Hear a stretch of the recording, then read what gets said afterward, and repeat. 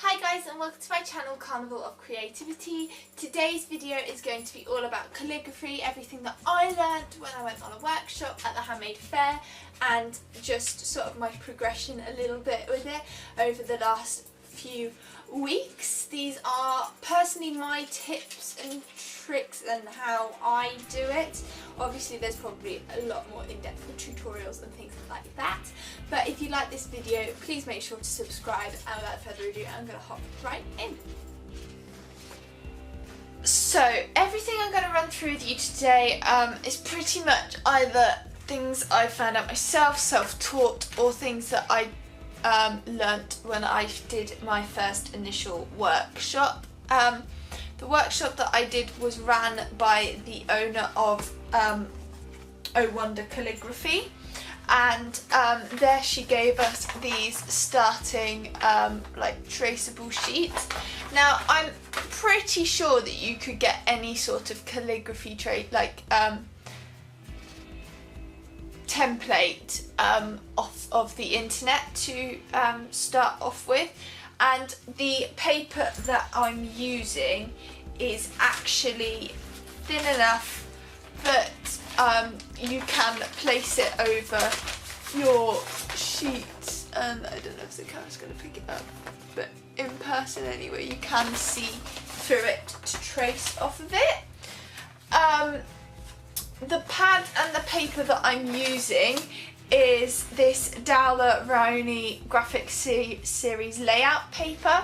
You want really good quality paper that's not going to let your inks bleed, because you do not want that. It'll turn into a big mess, and something that will absorb the moisture really in the inks and things that you're using. So I had a go just sort of practicing with these templates and going and firing in, and this is what I achieved when I did the workshop. It's alright, it's not amazing, I think it's pretty good for a first attempt, but I've since practiced some more and done some more little doodles. Literally the sky is the limit and you can be so creative with this. The calligraphy pen I'm using is this dip nib one. I will try and link some similar ones down below, but the nibs are removable and changeable. You want to use a nib that is just a point, so that when you press it, hold that thought, so that when you press it, it creates a slit, and that allows for more of the ink to come out to create a thicker line on your downstrokes. So the basics of it is, you don't want to think of it like normal handwriting, because your handwriting will look nothing like your calligraphy writing. Camera to focus, there we go.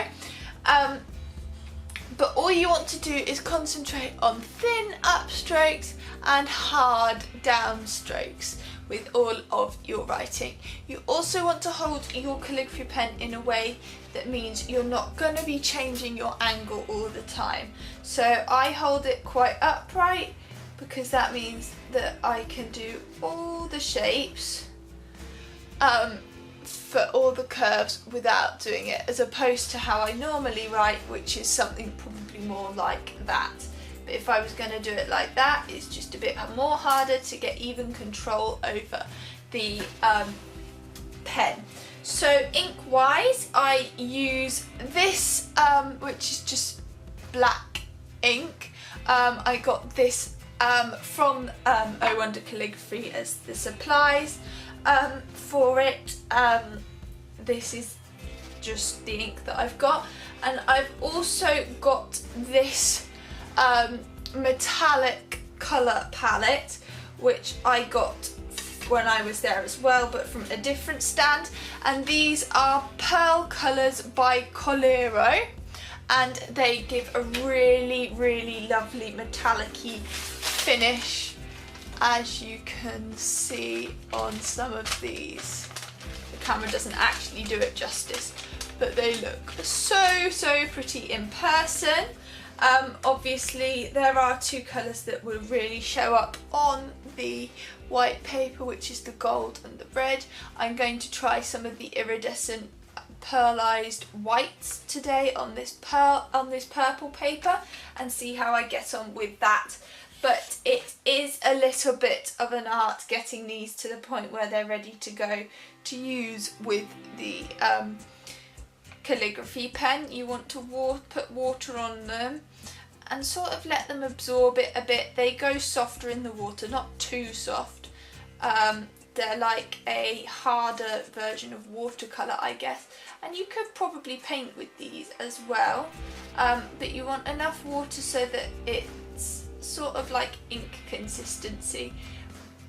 Keep scratching the surface though of your thing so that you get some of the pigment in there as well, because you don't just want it to be all water. Let's see if this is gonna work. Always I'd suggest you, especially when you're using these colours, just because it is so much trial and error that goes into getting the right consistency for them. Use a practice piece of paper first.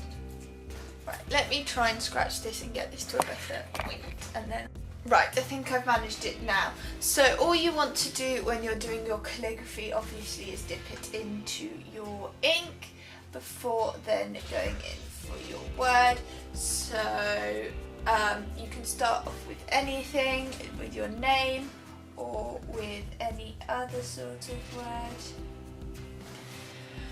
And just experiment with how it works and the flow of your brushes as well. What shall I write? Nib. Also as well, I don't know if this is going to show up, with your nib, there in the middle you can see that sort of circle. That's currently filled with the metallic-y, inky stuff. You want to make sure that that is filled, because that is what's going to hold all your ink whilst you write, so you don't need to keep dipping it every like 3 seconds. So, and of course as well with this, you don't always have to do cursive. You can mix this up with capitals and things as well. Obviously with calligraphy though, cursive is more popular, the more known, I'd say.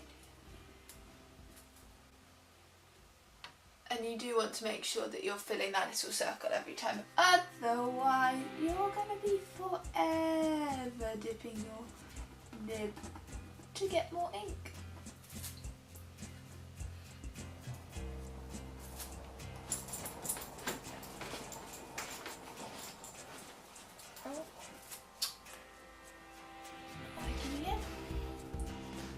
Got one more letter for this. There we go.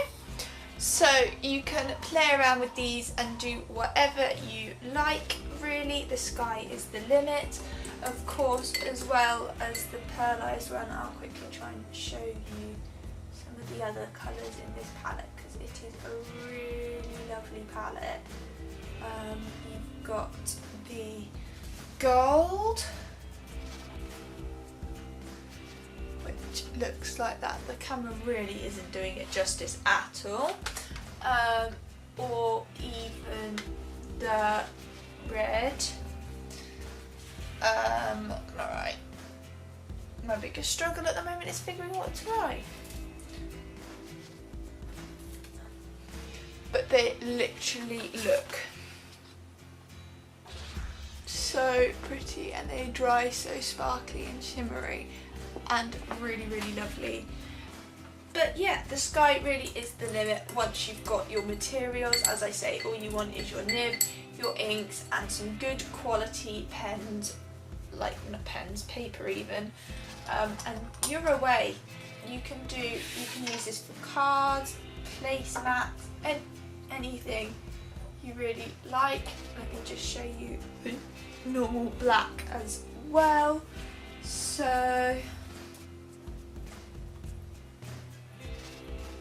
and actually the black is slightly bleeding on this card. I don't know if you can see the slight blurry bleed around the edges or not, but it is slightly bleeding. Let me just show you on this layout paper because it is so much better on the layout paper with the black. But yeah, that is the limit. The sky is the limit, and it is literally just a case of practicing all the time, just to really progress your writing. As with anything, practice makes perfect. So yeah, that's really the basics of it. Obviously there is a lot more detail that could go into explaining it and doing different styles of writing and things, but that's really the basics of it. That's how I've done it, that's what I've learned. So if you like this video, please make sure to subscribe, and I will see you all next time. Bye guys!